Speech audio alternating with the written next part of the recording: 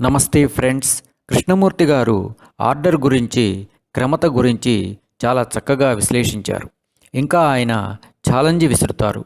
మీలో క్రమత ఉందా అని ప్రశ్నిస్తారు. మనలో క్రమత ఉందా? మనలో సహజత్వం ఉందా? మనం మనల్ని విభజించుకుంటున్నామా? మనము అక్రమత గురించి చర్చిద్దాం ఇప్పుడు. మన లోపల అక్రమతను మనం పరిశీలించుకొని క్రమతను సాధిద్దాం. అయితే మనం చేతన మనస్సు, అచేతన మనస్సు, వాటి చర్యలు మరియు అసావధానత, అక్రమతలను గురించి ఒకటి తర్వాత ఒకటి విశ్లేషించాల్సి ఉంటుంది ఇందులో. సరేనా? మనలో క్రమత ఉందా? మనలో సహజత్వం ఉందా? మనం మనల్ని ఇండియన్, అమెరికన్, రష్యన్, చైనీ అని విభజించుకుంటున్నామా లేదా? తద్వారా ప్రపంచ శాంతి ఎప్పటికీ కలగదు కదా. అంగీకరించకండి, పరిశీలించండి. మనం ఇంట్లో, ఆఫీసులో, వ్యాపారంలో, వ్యవహారంలో, అంతటా రోజు ప్రతినిత్యం ప్రతి ఒక్కరిపైన ఇమేజెస్, ఛాయా ప్రతిబింబాలను తయారు చేసుకొని ముద్రించుకుంటున్నామా లేదా? ఇక అప్పుడు ప్రపంచ శాంతి ప్రశ్నే లేదు. ఎప్పటికీ విశ్వశాంతి అనేది రాదు. స్వీయ తత్వాన్ని, మన ఆలోచన వ్యవస్థ యొక్క వాస్తవిక రూపాన్ని, దాని రహస్యాన్ని అవగాహన చేసుకుంటేనే అది సాధ్యం. మనం చర్చించుకోవడం వలన అది సాధ్యం. అవగాహన వలన క్రమత సాధ్యం. అవునా కాదా? మనిషిని పరిశీలిస్తే, చూస్తే మనకు కనిపించే శరీరం, మాటలు, పదాలు, తీర్పులు, పోలికలు, కల్పనలు, ఊహలు, విమర్శలు, పొగడ్తలు ఉండే చేతన మనస్సు, అనుభూతులు, అనుభవాలు, సంవేదనలు, భావనలు ఉండే అచేతన మనస్సు, ఇకపోతే కేవల అస్తిత్వ స్థితి చేతన మనస్సు. ఇది చూశారా? ఇది చేతన మనస్సు. ఈ బొమ్మలన్నీ చేతన మనస్సు గురించి చక్కగా చెబుతున్నాయి. చేతన మనస్సులో ఏముంటుంది? అంగీకరించడం, తీర్పు చెప్పడం, ఖండించడం, విమర్శించడం, విభజించడం, కోరుకోవడం, పేర్లు పెట్టడం, పేర్లు పెట్టుకోవడం, హింసించడం, మార్చాలనుకోవడం, మారాలనుకోవడం, నేను గొప్ప అనుకోవడం, నేను టీచర్, నేను డాక్టర్, నేను ఫలానా అనుకోవడం, ప్రతిబింబాలను ఏర్పరచుకోవడం, నాకు ఇతరులకు సంబంధించిన ఇమేజెస్లను, ఛాయా ప్రతిబింబాలను సృష్టించుకోవడం, భావనలకు, అనుభవాలకు భయం, సంతోషం వంటి పేర్లు తగిలించుకోవడం, కొడుకు, తండ్రి, ఇలాగా రకరకాల ఆలోచనలు, మాటలు, పదాలు, గత అనుభవాలకు సంబంధించిన బొమ్మలు, ఆకారాలు, ఈ వ్యవహార జ్ఞానమంతా ఈ మనస్సులోనే ఉంటుంది. ఇదంతా కలిపి చేతన మనస్సులో ఉంటుంది. ఇది చేతన మనస్సు. సింపుల్, ఈజీగా తెలిసిపోతుంది. సరేనా? చేతన మనస్సును చూశామంటే ఇందులో నేను, నాది ఉన్నాయి. నేను శ్రీధర్, రవి, లత, జాన్, అహమ్మద్, ఇలా ఏదో ఒక వ్యక్తిత్వం ఉంటుంది. ప్రతిబింబాలు, ఇమేజ్లు ఉంటాయి. ఎన్నో వివరాలు, మాటలు, పదాలు, ఆకారాల రూపంలో ఉంటాయి. ఆలోచనలు, నిర్ణయాలు, పోలికలు, ఇంకా ఎన్నెన్నో శబ్దాలు, పదాలు, ఆకారాలు అన్నీ ఉంటాయి. ఇక అచేతన మనస్సును చూశామంటే అందులో అనుభవాలు, అనుభూతులు. ఇందులో భయం, కోపం, బాధ, అభద్రత, కామం, కోరిక, ఇష్టం, అయిష్టం, నేను, నాది అనే వాటికి వాస్తవ రూపమైన భావనలు, అనుభూతి, అనుభవాలు, ప్రోగు చేయబడిన జ్ఞాపకాలు ఉంటాయి. ఇది ఒక జ్ఞాపకాల పుట్ట. అచేతన మనస్సు. ఇదిగో ఇదే అచేతన మనస్సు. ఈ అచేతన మనస్సులో హింసకు సంబంధించిన భావాలు, సంవేదనలు, అనుభూతులు ఉంటాయి. దుఃఖము, ఆందోళన, భయము, ఒత్తిడి, దయ, కరుణ, అహింస, ప్రేమ, విచారము, కోపము, సంతోషము, ఇంకా మొదలైన అన్ని చాలా భావాలకు, అనుభవాలకు సంబంధించిన సంవేదనలు, అనుభూతులు ఉంటాయి. పేర్లు కాదు, పేర్లు అంతా చేతన మనస్సే. ఈ పేర్లతో వేటి గురించి మనం అనుకుంటున్నామో వాటి యొక్క వాస్తవిక రూపము ఇక్కడ ఈ అచేతన మనస్సులో ఉంటుంది. ఈ వాస్తవిక రూపము ఎప్పుడైతే వచ్చిందో ఆ క్షణంలో వచ్చిన వాస్తవిక రూపమే వాట్ ఈజ్, ప్రస్తుత క్షణంలో ఉన్న సత్యం అన్నమాట. మాటలు, పదాలు, వాక్యాలు, చర్చలు కాదు. కాబట్టి ఇక్కడ ఈ అచేతన మనస్సులో అనుభూతులు, భావాలు, సంవేదనలు, సెన్సేషన్స్ ఉంటాయి. ఇక్కడ ఇవి ప్రోగు చేయబడి ఉంటాయి, నిల్వ చేయబడి ఉంటాయి. ఈ మొత్తం కలిపితే ఇది అచేతన మనస్సు. గత అనుభవాల యొక్క జ్ఞాపకాల పుట్ట ఇది. సంవేదనలు చూసారా, ఇక్కడ వేరువేరు అనుభూతులకు వేరువేరు విధంగా వేరువేరు ప్రదేశాలలో సంవేదనలు కలుగుతుంటాయి మనిషిలో, మనలో. ఆ క్షణంలో ఏ సంవేదన కలిగిందో, ఏ అనుభూతి కలిగిందో అదే వాట్ ఈస్, అదే ఆ క్షణంలో సత్యం, అదే ఉన్నది. దానినే గమనించాల్సింది, పరిశీలించాల్సింది. అయితే ఈ అనుభూతులు, సంవేదనలు అచేతన మనస్సులోని జ్ఞాపకాల ముద్రల వల్ల, గత అనుభవాల జ్ఞాపకాల ముద్రల వల్ల ఇవి కలుగుతూ ఉంటాయి.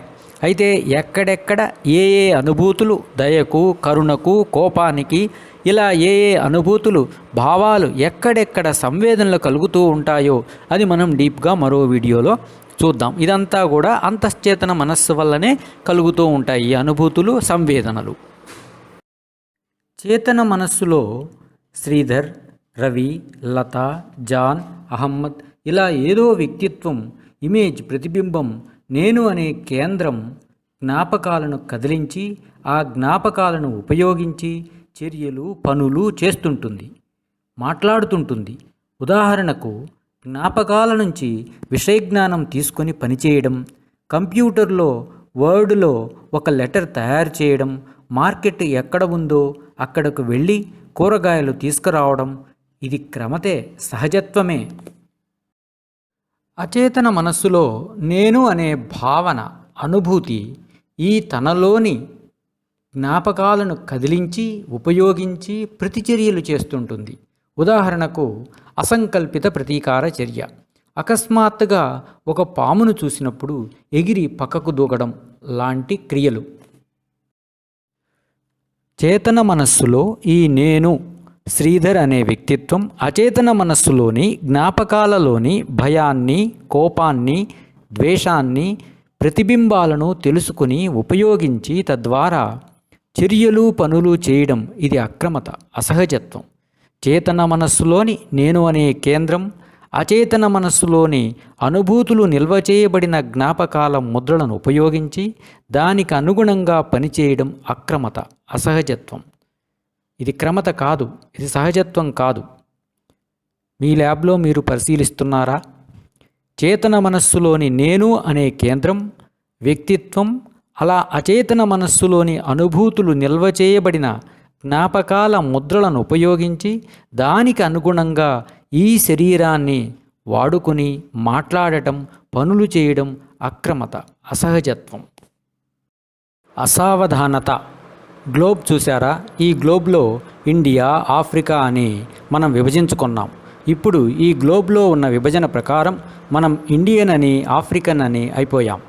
అలాగా అయితే వ్యవహారం కొరకు విభజన చేయాల్సిందే. చేతన మనస్సు విభజన చేయాల్సిందే. సమాజంలో ఉన్న విభజనను అంగీకరించాల్సిందే.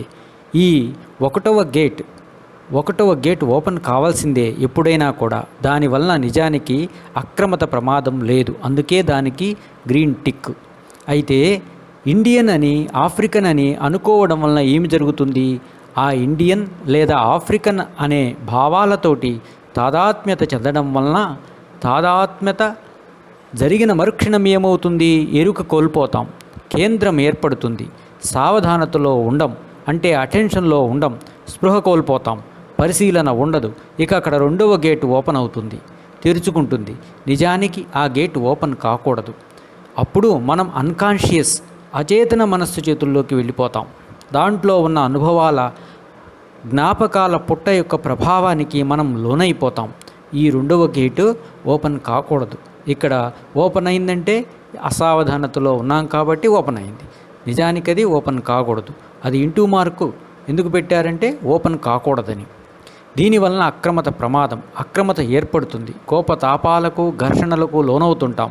ఒకరిని ఒకరు చంపుకోవడం, హత్యలు చేసుకోవడం, చివరికి యుద్ధాలకు కూడా దారితీస్తుంటుంది. అలాగే భయం గురించి, ప్రేమ గురించి, కామం గురించి ఎక్కువ ఆలోచించడం వలన అది లేకపోతే ఉండలేనంతగా ఆ భావానికి మనం బానిస అయిపోతాం.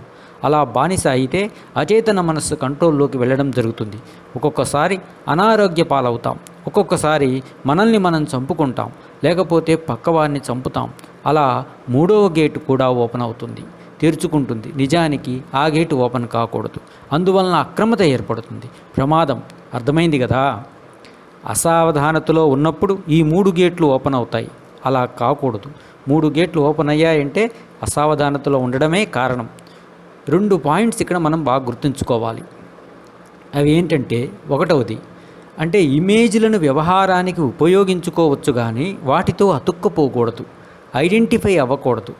అక్రమత, రెండవ గేటు తెరుచుకోరాదు. ఇమేజ్లతో మనం అతుక్కపోయినప్పుడు అక్రమత ఏర్పడుతుంది, రెండవ గేటు తెరుచుకోవడం అనేది జరుగుతుంది.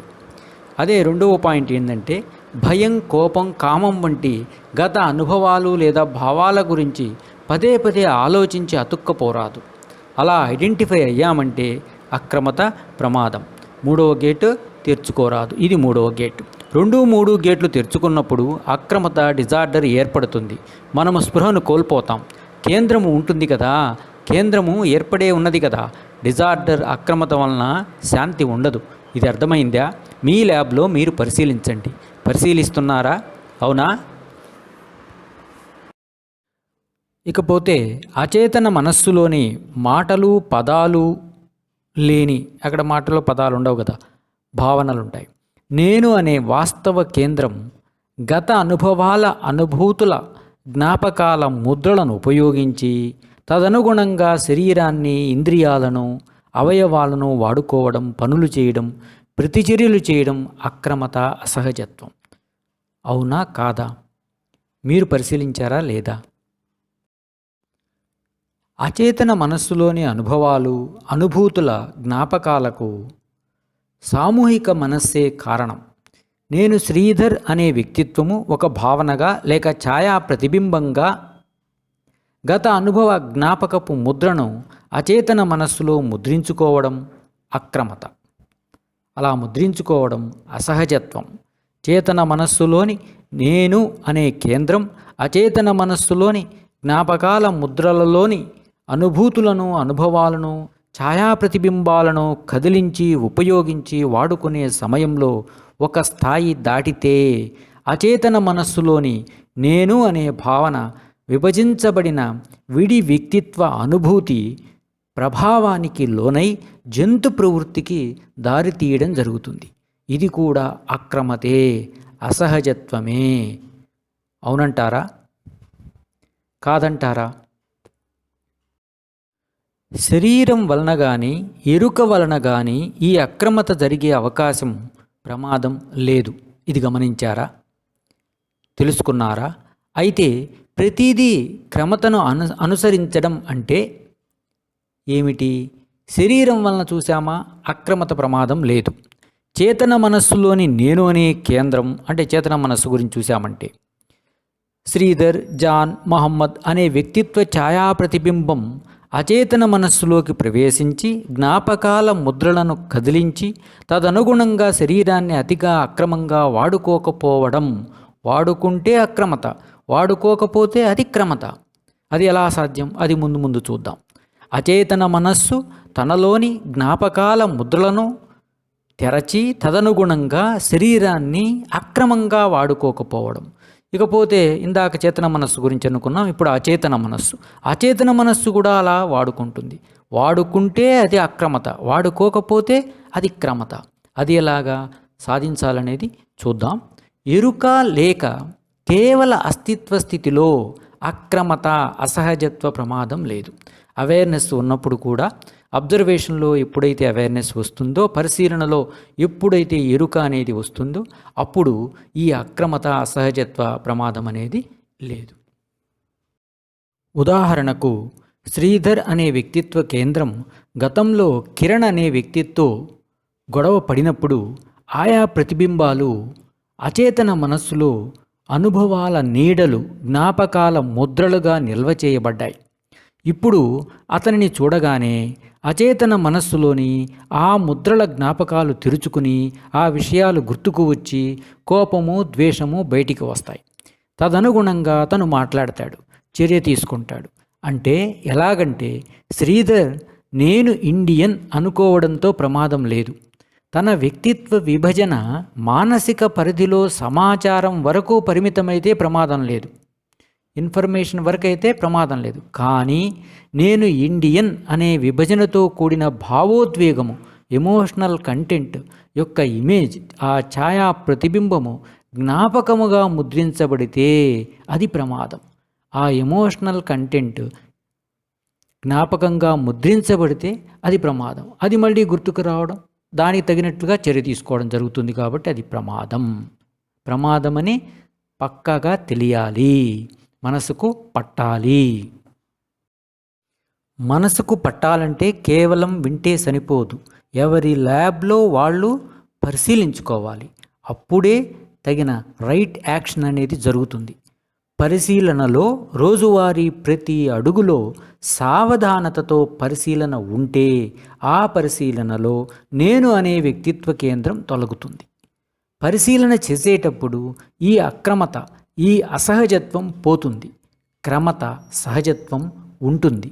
అదే అసావధానతలో యాంత్రికంగా జీవిస్తుంటే, అంటే ఇన్అటెన్షన్లో యాంత్రికంగా జీవిస్తుంటాం, మెకానికల్గా, అప్పుడు నేను అనే వ్యక్తిత్వ కేంద్రము తొలగదు. ఈ అక్రమత, ఈ అసహజత్వం పోదు, ఇంకా గట్టిపడుతుంటుంది. ఇది గమనించారా? ఇది తెలుసుకుంటే మీ ల్యాబ్లో మీరు పరిశీలిస్తే అప్పుడు రైట్ యాక్షన్ అనేది లోపల నుంచే జరుగుతుంది, దానంతటదే జరుగుతుంది. సావధానతలో క్రమత. గ్లోబ్లో ఉన్న విభజన ప్రకారం మనం ఇండియన్ అని, ఆఫ్రికన్ అని అయిపోయాం కదా. అలాగే డాక్టర్ అని, ఇంజనీర్ అని, టీచర్ అని, ఇలాగా ఎన్నెన్నో ఇలా విభజించుకుంటాం. ఆ ఇమేజెస్ ఏర్పడతాయి. దీనివల్ల సమస్య ఏం లేదు. ఈ గేట్ తెరుచుకోవచ్చు, 1వ నెంబర్ గేటు ఓపెన్ కావచ్చు. అక్రమత సమస్య, ప్రమాదం ఇక్కడ లేదు. అసావధానతలో అక్రమత అర్థమైతే సావధానతలో క్రమత సింపుల్. అయితే ఆ ఇమేజ్తో తాదాత్మ్యం చెందరాదు, అతుక్కపోరాదు. భావోద్వేగంతో అతుక్కపోతే 2వ నెంబర్ గేట్ ఓపెన్ అవుతుంది, అది ప్రమాదం. ఓపెన్ కాకపోతే విభజన లేదు, అక్రమత లేదు. అలాగే 3వ నెంబర్ గేట్ కూడా తెరవరాదు. గత అనుభవాలతో ఐడెంటిఫై కారాదు. భయం, కోపం, కామం, గత అనుభవాలు ఏవైతే ఉన్నాయో వాటితో మనం ఐడెంటిఫై అయ్యామంటే 3వ నెంబర్ గేట్ తెరుచుకుంటుంది. అందుకనే ఆ నెంబరు గేట్ తెరవకూడదు. అందుకే అక్కడ ఇంటూ మార్క్. ఇక అక్రమత లేనే లేదు. 2వ నెంబర్ గేటు, 3వ నెంబర్ గేటు ఇంటూ మార్క్. సావధానతలో ఆ రెండు ఓపెన్ కావు. అప్పుడు క్రమత ఉంటుంది. సావధానత, అటెన్షన్. అందుకే 2, 3 నెంబర్ గేట్స్ తెరుచుకోకుండా పరిశీలనలో ఉండడమే. వాట్ ఈజ్ను, ఆ క్షణంలో ఉన్న, ప్రస్తుత క్షణంలో ఉన్న అనుభవాలను, సంవేదనలను ఉన్నది ఉన్నట్లు సాక్షిగా గమనించడమే. మీ ల్యాబ్లో మీరు ఇది పరిశీలిస్తున్నారు కదా, అలా పరిశీలించండి. అలా పరిశీలిస్తున్నప్పుడే ఎవరికి వారికే సావధానతలో ఉన్నప్పుడు క్రమత, సహజత్వం, విభజన లేకుండా పోవడం అనేది జరుగుతుంది. అయితే ఈ సహజత్వం ఉండడానికి, అసహజత్వం పోవడానికి కాలం అంటే మానసిక కాలం అవసరం లేదు, అంటే సైకలాజికల్ టైం అనేది అవసరం లేదు. అదే ఈ నేను అనే కేంద్రం, దాన్నే ఏంటంటే ఈ నేను అనే కేంద్రం ఉంది కదా, ఈ సెంటర్, అది ఆలోచించే ఆలోచనలతో కలిగే ఆ మానసిక కాలం ఉంది చూసారా, ఆలోచనలో ఉండే మానసిక కాలం, అది అవసరం లేదు. ఆ మానసిక కాలం ఉండటమే అక్రమత. ఆ మానసిక కాలం లేకపోతేనే క్రమత. ఎప్పుడైతే ఆ సైకలాజికల్ టైం అనేది ఎప్పుడు లేకుండా పోతుంది? సావధానతలో ఉన్నప్పుడు, అబ్జర్వేషన్ జరిగేటప్పుడు సావధానతలో ఉన్నప్పుడు ఆ మానసిక కాలం లేకుండా పోతుంది కదా, అప్పుడు క్రమత అనేది ఉంటుంది. ఎందుకంటే క్రోనలాజికల్ టైం, గడియారం కాలంతో ఏ సమస్య లేదు, కేవలం మానసిక కాలంతోనే సమస్య. ఆ మానసిక కాలం అంటే అందులో అచేతన మనస్సులోని అనుభూతుల జ్ఞాపకాల సంచియే అసలు సమస్య. మానసిక కాలం అంటే కూడా అందులో కూడా ముఖ్యంగా ఏదో మనం ఆలోచిస్తే వచ్చేటువంటి టైం అని అనుకోవడమే కాకుండా అందులో కూడా ఇంకా లోతుగా చూసామంటే ఆ మానసిక కాలంలో కూడా అచేతన మనస్సులోని అనుభూతుల జ్ఞాపకాల సంచియే ఇక్కడ ప్రధానమైన సమస్య. అది మనం గుర్తుంచుకోవాలి. ఎమోషనల్ కంటెంట్ ఏదైతే ప్రోగు చేయబడిందో, నిల్వ చేయబడిందో అచేతన మనస్సులో, అదే ఇక్కడ సమస్య. అవునా కాదా? పరిశీలిస్తున్నారు కదా? అవును. అచేతన మనస్సులోని ఎమోషనల్ కంటెంట్ ప్రోగు చేయబడి నిల్వలుగా ఉన్నటువంటి ఆ జ్ఞాపకాల ముద్రలు ఉన్నాయి చూసారా, అదే ప్రధానమైన సమస్య. వాటి వల్లనే అవేర్నెస్ను ఒక్కొక్కసారి అడోన్ అవేర్నెస్, అలంకార ఎరుక అని కూడా అంటాం. అంటే ఈ అచేతన మనస్సులోని ప్రోగు చేయబడిన భావోద్వేగపూరితమైనటువంటి పదార్థము ఉండడం వలన అది అలంకార ఎరుకగా పిలువబడుతుంది. అనగా మలినంతో కూడిన ఎరుక. అదే అచేతన మనస్సులోని జ్ఞాపకాల ముద్రల సమూహం. ఇకపోతే నగ్న ఎరుక, ఇదే నిజమైంది. ఇక్కడ ఏ మలినము లేదు, కేవలం ఇది అస్తిత్వపు ఎరుక మాత్రమే, బీయింగ్నెస్ మాత్రమే. ఇందులో మలినం లేదు, అలంకారం ఏమీ లేదు. ఇది అర్థమైందా? ఇది మనం పరిశీలిస్తున్నామా? ఎరుక వచ్చినప్పుడు తెలుసుకుంటున్నామా, గమనిస్తున్నామా? అయితే జీవితంలోని ప్రతి అడుగులో ఎరుకతో పరిశీలనలో ఉన్నప్పుడు, సావధానతలో ఉన్నప్పుడు మలినం అనేది ఉండదు. ఎప్పుడైతే అటెన్షన్లో ఉంటామో, అవేర్నెస్లో, అప్పుడు మలినం ఉండదు. నిజ ఎరుక, నగ్న ఎరుక వ్యక్తమవుతుంది. అప్పుడు మానసిక కాలం, సైకలాజికల్ టైం ఉండదు. అయితే గడియారం కాలం ఎప్పుడూ ఉంటుంది, క్రొనలాజికల్ టైం ఎప్పుడూ ఉంటుంది. జీవితంలోని ప్రతి అడుగులో ఎరుకతో పరిశీలనలో ఉన్నప్పుడు, సావధానతలో ఉన్నప్పుడు మ్యూటేషన్, సమూల పరివర్తన అనేది జరుగుతుంది. ఇది గమనించాల్సిన విషయం. అయితే మనకు సందేహాలు వస్తాయి. మన పనులు చేసుకోవాలి కదా, పనులు చేసుకునేటప్పుడు ఆలోచిస్తాం కదా, మరి అదేంటి అని కూడా మనకు సందేహం, డౌట్ వస్తుంటుంది. అత్యవసరాల విషయంలో నేను అనే కేంద్రం సహజత్వానికి అనుగుణంగా విషయ పరిజ్ఞాన జ్ఞాపకాలను తీసి ఉపయోగించిన సమస్య లేదు, దానివల్ల ప్రమాదం లేదు. కానీ ఆ స్థాయిని మించి ఆలోచిస్తే అప్పుడు అచేతన మనస్సులోకి ప్రవేశించడం జరుగుతుంది. అప్పుడేమవుతుంది? తద్వారా అక్రమత, అసహజత్వం వచ్చేటువంటి ప్రమాదం ఉంది. అందుకని మితిమీరి ఆలోచించినప్పుడు ఆ ప్రమాదం అనేది వచ్చే అవకాశం ఉంది. మితిమీరి ఎప్పుడు ఆలోచిస్తాం? అటెన్షన్ లేనప్పుడు, ఇన్అటెన్షన్లో ఉన్నప్పుడు. అయితే ఇక్కడ ఏమీ లేదు. మన సమయంలో, మనకున్న టైంలో, గడియారపు కాలంలో కొంత సమయాన్ని, అంటే క్రొనలాజికల్ టైంలో, సైకలాజికల్ టైం అనేది మనం ఇప్పుడు అనుకోవటం లేదు. క్రొనలాజికల్ టైంలో ఎరుక లేక కేవల అస్తిత్వ స్థితి అది ఉండేటువంటి అవకాశాన్ని ఇవ్వాలి. అవకాశం ఇవ్వడం అంటే ఏంటి? అబ్జర్వేషన్ చేయడం. పరిశీలనకు, అబ్జర్వేషన్ చేయడానికి సమయాన్ని ఇచ్చినప్పుడు ఎరుక లేక ఆ కేవల అస్తిత్వ స్థితి, బీయింగ్నెస్ అనేది వచ్చే అవకాశం ఉందన్నమాట. దానికి పరిశీలన అనేది చాలా ప్రధానం. పరిశీలన చేయాల్సిన అవసరం ఉంది. రోజువారీ దినచర్యలో, పరిశీలనలో నేను అనే వ్యక్తిత్వ కేంద్రం అప్పుడప్పుడు తొలుగుతుండడం జరుగుతుంటుంది. మనం చక్కగా గమనించామంటే, మనం ఏదో ఇంట్రెస్ట్గా, ప్రేమగా, అఫెక్షన్తో అబ్జర్వ్ చేసేటప్పుడు ఈ వ్యక్తిత్వ కేంద్రం అనేది తొలుగుతుందన్నమాట. ఉన్నది ఉన్నట్లుగా మనం గమనిస్తూ ఉన్నామంటే అప్పుడు ఈ నేను అనే వ్యక్తిత్వ కేంద్రం తొలగుతుంది. అలా తొలగడం మీరు గమనించారా? పరిశీలించారా? మీ ల్యాబ్లో మీరు పరిశీలించారా? సహజ వస్తువులను, అంటే న్యాచురల్గా బయట నేచర్లో ఉండేటువంటి న్యాచురల్ థింగ్స్ అన్నమాట, ఆ విషయాలను, వస్తువులను పరిశీలించేటప్పుడు కూడా ఇది జరుగుతుంటుంది. ఇది మీరు గమనించారా? గమనించండి. ప్రకృతిలోని వస్తువులను, ప్రకృతిని పరిశీలించేటప్పుడు, ఉన్నది ఉన్నట్లుగా పరిశీలించేటప్పుడు ఈ నేను అనే కేంద్రం తొలగిపోతుంటుంది. సావధానతలో ఉంటాం గనక ఎరుక అనేది వస్తూ ఉంటుంది. ఇలా పరిశీలించడం అనేది జీవితమైనప్పుడు అచేతన మనస్సులోని కేంద్రం ఏదైతే ఉందో, సెంటర్, మనం చేతన మనస్సులో నేను అని చెప్పుకుంటుంటుంది, కానీ అచేతన మనస్సు చెప్పదు. కానీ నేను అనేటువంటి భావన కేంద్రం ఉంటుంది, అందులో అనుభూతి. ఆ అనుభవాల, అనుభూతుల, జ్ఞాపకాల ముద్రలు అన్నీ కూడా ఖాళీ అయిపోతాయి. ఎందుకంటే సావధానతలో ఉన్నాం, పరిశీలిస్తూ ఉన్నాం. అప్పుడప్పుడు ఈ పరిశీలనలో నేను అనే కేంద్రం తొలగుతూ ఉంది, క్షణికంగానైనా ఎరుక అనేది ప్రజ్వలిస్తూ ఉంది. కాబట్టి ఇది జరుగుతుంది. అప్పుడు క్రమతకు ప్రమాదం లేని స్థితికి ఈ జ్ఞాపకాల ముద్రలని తొలగిపోతాయి. ఎందుకంటే ఆ మాట అంటున్నాం, నిరంతరం సావధానతలో ఉండడం అసాధ్యం అన్నమాట. అసావధానత కూడా వస్తూ ఉంటుంది. అయితే అసావధానతలో ఉన్నామని తెలియగానే సావధానతలోకి వచ్చేస్తాం. అది గుర్తించి సావధానతలో ఉండి పరిశీలిస్తూనే ఉండాలి. అలా పరిశీలిస్తూ ఉన్నప్పుడు ఏమవుతుంది, ఎరుక జ్వాల అనేది రగులుతూ ఉంటుంది. అలా ఎరుక జ్వాలను ప్రజ్వలిస్తూ ఉంటే ఈ జ్ఞాపకాల ముద్రలు, సామూహిక మనస్సులోని జ్ఞాపకాల ముద్రలు కూడా తగ్గుతాయి. సామూహిక మనస్సు అనగానే ఇక్కడ మనం రెండు చెప్పుకోవాలి. ఒకటి, సావధానత నిరంతరం ఉండే అవకాశం లేదు, అది ఒక ప్రమాదం. అంటే అసావధానతలో పడతాం. అసావధానతలో పడితే వాళ్ళ అనుభవాలు, అనుభూతుల జ్ఞాపకాల ముద్రలు తయారవుతూ ఉంటాయి. పోనీ ఇంకొక ప్రమాదం ఏంటి అంటే, ఒకవేళ అచేతన మనస్సులోని జ్ఞాపకాల ముద్రలు ఖాళీ అయిపోయినా సామూహిక మనస్సులోని జ్ఞాపకాల ముద్రల యొక్క ప్రభావానికి లోనయ్యే అవకాశం ఉంది. కాబట్టి ఎప్పుడెప్పుడైతే అసావధానతలో పడ్డాము అని తెలుసుకుంటామో సహజంగానే సావధానతలోకి వస్తాం.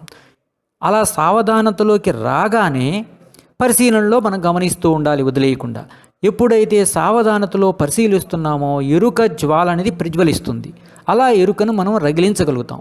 అలా ఎరుక రగిలించడం వల్ల వాస్తవానికి మనం రగిలించేది లేదు, అది సహజంగా రగులుతుంది. మనం పరిశీలన మాత్రమే చేస్తున్నాం. అలా పరిశీలన చేసినప్పుడు ఎరుక రగులుతూ ఉంది. కాబట్టి సామూహిక మనస్సు యొక్క ప్రభావం కానీ, అప్పుడప్పుడు అసావధానతకు లోనైనందువల్ల వచ్చేటువంటి జ్ఞాపకాల ముద్రల యొక్క పురోగుదల కానీ తగ్గుతుంది. కాబట్టి ఈ రెండు ప్రమాదాలను మనం గుర్తించుకోవాలి. ఇది మీరు గుర్తిస్తున్నారా? మీ ల్యాబ్లో మీరు పరిశీలిస్తున్నారా? ఏమంటారు?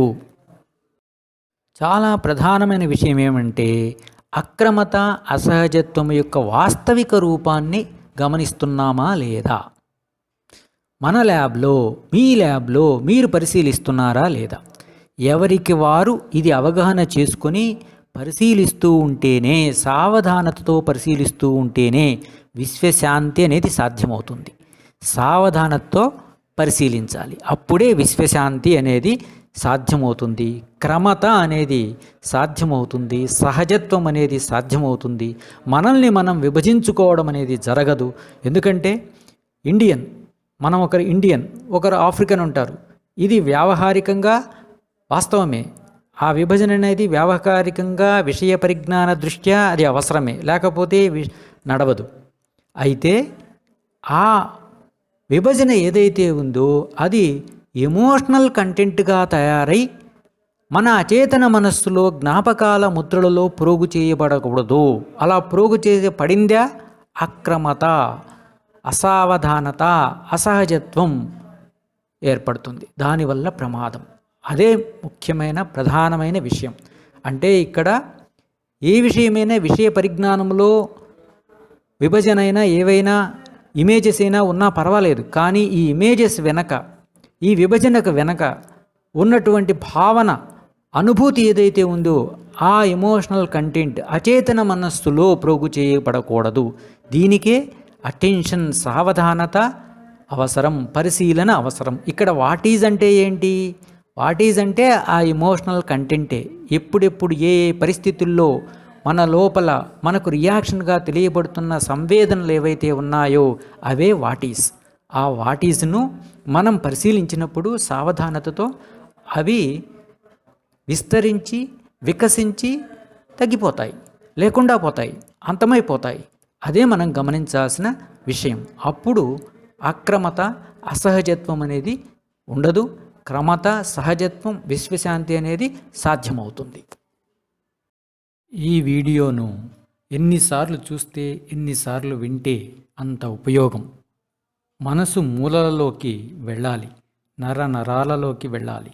వీడియోను లైక్ చేయండి, షేర్ చేయండి, ఛానల్ను సబ్స్క్రైబ్ చేయండి, బెల్ ఐకాన్ను ఆల్ అని క్లిక్ చేయండి. త్వరలో మరో అద్భుతమైన వీడియో మీ వద్దకే వచ్చేస్తుంది.